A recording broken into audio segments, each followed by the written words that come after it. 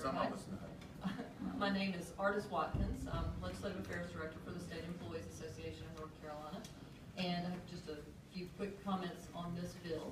It's a very large bill, as you can see. It does an awful lot of things. We do think there's a good thing in this bill. It's the audit. We need an audit. We've not had one. We're the only large public pension we can find that has not had an audit of its true financials.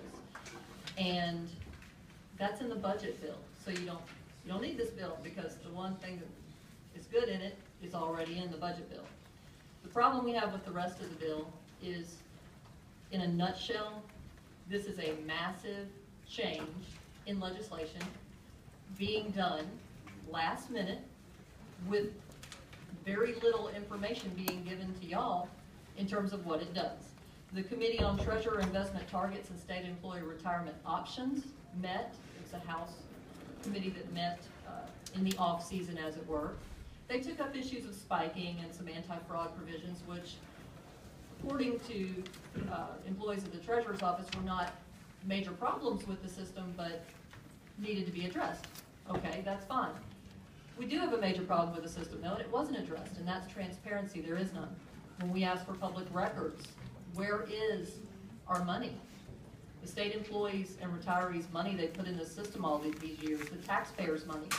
Can you show us those investment documents? We got back completely redacted, completely crossed out documents in a number of cases. That's not acceptable. That's an anti-taxpayer, anti-employee stance. This bill would give that bad anti-taxpayer policy the legislative seal of approval to be anti-taxpayer. Right now, we can't see these documents on an $87 billion system. If there's a violation of law in that $87 billion system, we have no recourse. The bill in front of you, my understanding, has the PCS has the statute of limitations addressed by the House in their mind. The State Personnel Committee changed it from 10 years after these contracts end to 5 years after these contracts end, that they could be open to the public.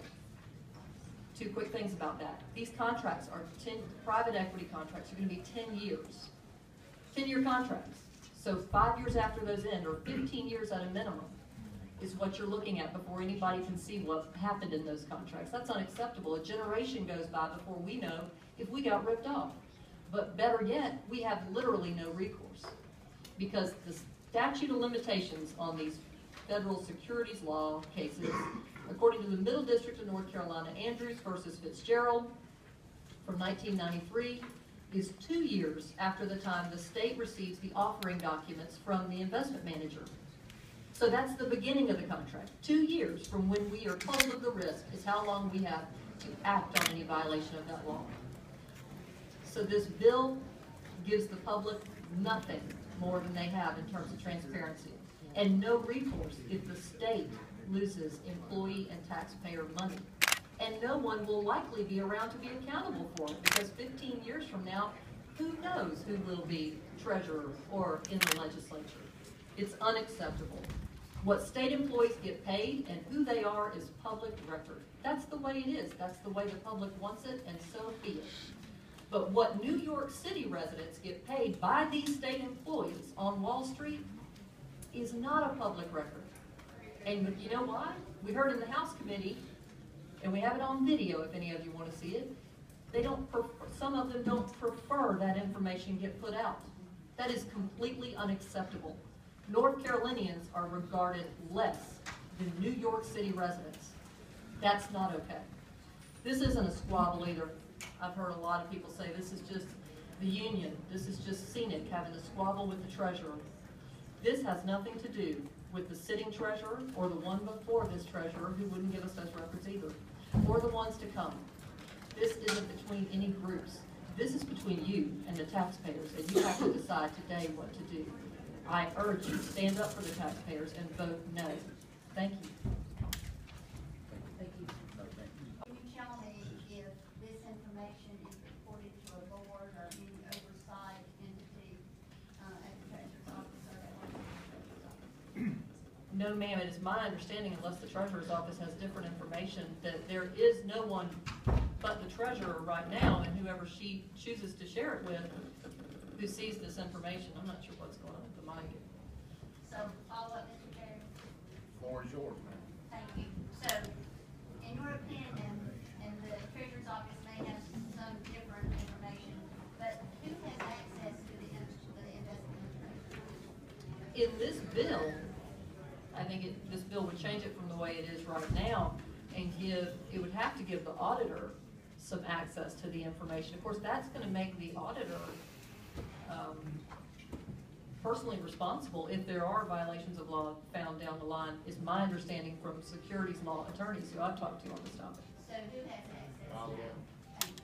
Who has access? Right now, the treasurer, the sole fiduciary, one of 4 states with a treasurer that can make all these decisions by herself, is the only person that has legal right to these documents. She can share them, I assume, with her staff, obviously, but her contention is that the Attorney General's opinion from 2006 that Treasurer Moore asked for from Attorney General Roy Cooper requires her to keep them a trade secret. Now, that was an Attorney General's opinion, not a court ruling. So we just think that's wrong. Senator Heiss, would you like to follow up on that? I just, for the good, it's going to the fact that we have placed a statute of limitations. This is the first time, and these are defined as trade secrets. This is the first time we'll have access to that information. Maybe a time after the contract expires, but the alternative is to leave it to where we never see into that information that's coming forward. And I also think that this does give access to the state auditor to look at that information, and if I'm not mistaken, as well as the General Assembly to make those requests to the auditor. So it does put some additional eyes on those operations.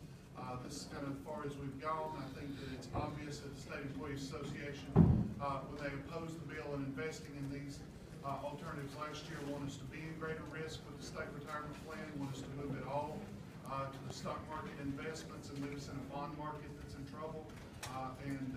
As we've moved into those type of investments, they oppose anything that lets us go in that direction, as they did last session when we passed this. Okay.